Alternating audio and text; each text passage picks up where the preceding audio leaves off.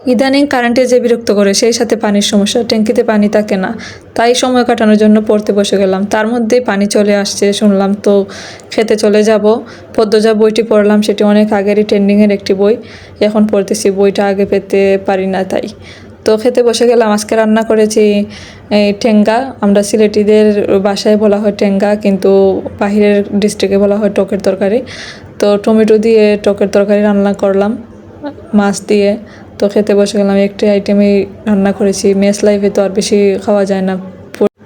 একা একা রান্না করে খাওয়া আর পরিবারের সাথে খাওয়ার মধ্যে অনেক পার্থক্য।